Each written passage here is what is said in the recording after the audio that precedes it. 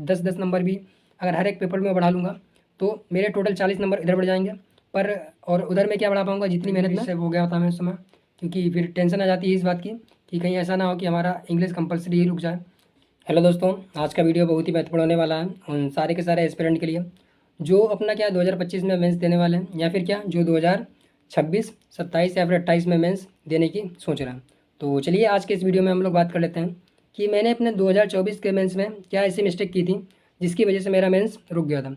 और तो उन 3 मिस्टेक को आपको नहीं करना है जो मैंने 3 मिस्टेक की थी। तो चलिए सीरियल वाइज एक एक करके सभी पे बात कर लेते हैं। तो सारी की सारी मिस्टेक आपके सामने रखते हैं जिससे आप क्या समझ पाएँ कि उन मिस्टेक को आपको नहीं करना। मुझे लग रहा है जहाँ तक मेरी सबसे बड़ी मिस्टेक रही थी वो थी ऑप्शनल को लेकर। तो ऑप्शनल में मेरे क्या है सबसे लोएस्ट मार्क्स रहा है और जिसके कारण मेरा क्या जो मेंस था वो रुक गया। अगर मैं बताऊँ मेरा ऑप्शनल क्या था, तो मेरा ऑप्शनल जो था मैथमेटिक्स था और मेरा माध्यम क्या हिंदी माध्यम है। और हालांकि ऑप्शनल मेरा मैथमेटिक्स था और वो भी इंग्लिश मीडियम से था, यानी कि मेरा ऑप्शनल जो था इंग्लिश मीडियम था और जीएस का जो सेक्शन था वो हिंदी मीडियम का था। तो ऑप्शनल में मेरे क्या है सबसे लोएस्ट मार्क्स रहे हैं जो कि जीएस के मुकाबले मतलब कि बुरे ही रहे हैं। जो कि आप जानते होंगे कि आपके सिलेक्शन में क्या होता है, सबसे महत्वपूर्ण भूमिका उसकी किसकी होती है, ऑप्शनल की होती है। उसके बाद में किसकी होती है, एसए की होती है और फिर जीएस की होती है। तो अगर बात की जाए तो सबसे कम मेरे मार्क्स क्या है ऑप्शनल में ही रहे इस बार, और ऑप्शनल की वजह से ही मेरा जो है कि जो क्या कहते हैं कि मेंस रुक गया। और दूसरी अगर मिस्टेक मैं बताऊं तो दूसरी मिस्टेक ये थी, तो दूसरी मिस्टेक ये रही कि मैंने जो टाइम अपना था सही से मैनेज नहीं कर पाया। और हालांकि मैंने अभी आपको बताया कि मैंने ऑप्शनल में मतलब मार्क्स कम रहे, तो मेरे ऑप्शनल में मार्क्स कम रहने का मेन रीज़न यही था कि मैं जीएस में इतना ज़्यादा घुस गया था कि ऑप्शनल को थोड़ा सा कम टाइम दे रहा था। थोड़ा सा का मतलब कि इतना कम नहीं कि मतलब कि आप समझ रहे हो जितना मैंने बताने की कोशिश की, मतलब की कोशिश की है। तो ऑप्शनल में मतलब कि आपको आप जानते होंगे अगर आपका ऑप्शनल मैथ या कोई मतलब कि मैथमेटिक्स बैकग्राउंड से संबंधित है तो ऑप्शनल को आपको बहुत ही अधिक टाइम देना पड़ता है। तो मैंने क्या किया था मतलब कि ऑप्शनल को थोड़ा सा कम टाइम दिया और जीएस वाले सेक्शन को थोड़ा सा टाइम बढ़ा दिया था, क्योंकि मेरा जीएस थोड़ा कमज़ोर था। इसलिए मैंने सोचा कि जीएस को थोड़ा सा टाइम बढ़ा देते हैं, और सोच रहा था कि अगर 10-10 नंबर भी अगर हर एक पेपर में बढ़ा लूँगा तो मेरे टोटल 40 नंबर इधर बढ़ जाएंगे। पर और उधर मैं क्या बढ़ा पाऊँगा, जितनी मेहनत में 20 से 30 नंबर भी नहीं बढ़ा पाऊँगा। पर ये क्या हमारा इसका उल्टा रहा, क्योंकि मेरे ऑप्शनल में तो 30 नंबर कट ही गए और साथ ही साथ क्या जीएस में भी नहीं बढ़े। तो सबसे बड़ी मिस्टेक मेरी यही रही कि ऑप्शनल को मैंने थोड़ा सा कम टाइम दिया और जीएस को थोड़ा टाइम बढ़ा दिया था।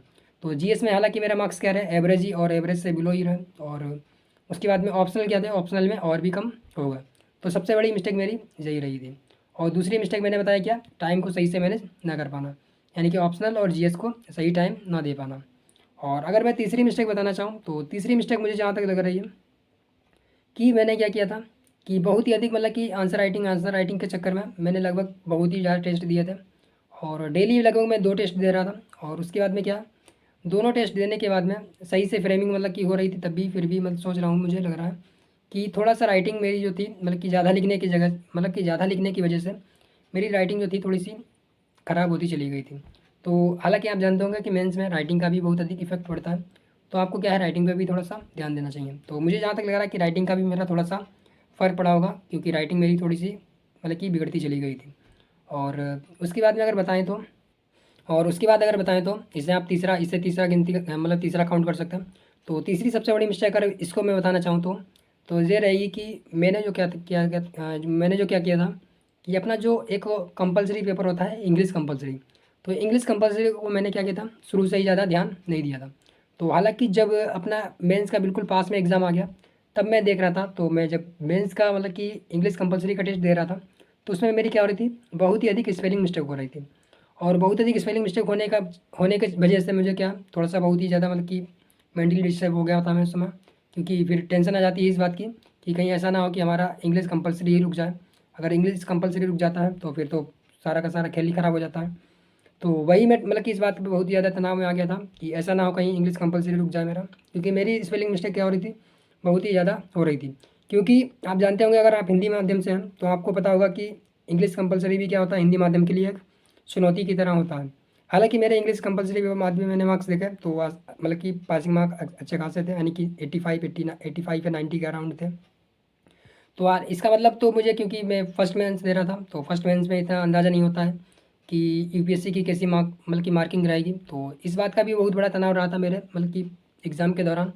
और मैंने मतलब कि बहुत ही ज़्यादा प्रेशर और बहुत ही ज़्यादा टेंशन में इंग्लिश कंपलसरी को दिया था। तो इंग्लिश कंपलसरी के बाद में आप जानते होंगे अगले ही दिन क्या होता है, मेंस होता है आपका, उसका ऑप्शनल का पेपर होता है। तो जस्ट इंग्लिश कंपलसरी और मतलब कि हिंदी और इंग्लिश आप दोनों को देख लीजिएगा। अगर आप इंग्लिश मीडियम से हैं तो हिंदी को, और अगर आप इंग्लिश मतलब कि हिंदी मीडियम के हैं तो इंग्लिश को, और इंग्लिश मीडियम के हैं तो हिंदी को। तो हिंदी मतलब कंपलसरी पेपर होने के बाद में जस्ट क्या होता है, अगले दिन ऑप्शनल का पेपर होता। तो उसका इफेक्ट मेरे पास क्या मतलब कि मेरे ऑप्शनल पे भी बहुत अधिक पड़ा, क्योंकि मुझे लग रहा था कि ऐसा ना हो कि मैं कहीं इंग्लिश कंपलसरी में ही फेल हो जाऊँ। और इस वजह से मेरा क्या ऑप्शनल बहुत ही मतलब कि टेंशन में मैंने दिया था।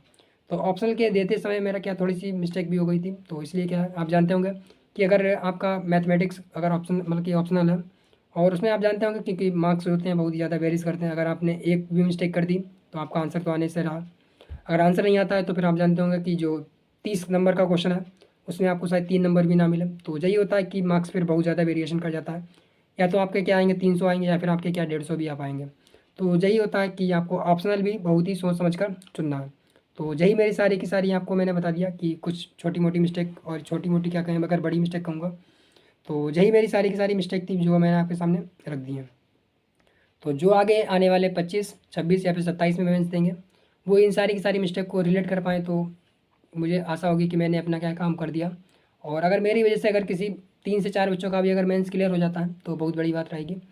और बाकी आप बताइए वीडियो आपको कैसा लगा। बाकी वीडियो को लाइक और चैनल को सब्सक्राइब भी कर लीजिएगा। चलिए मिलते हैं नेक्स्ट वीडियो में। बाकी आपने वीडियो यहाँ तक देखा इसके लिए बहुत बहुत धन्यवाद।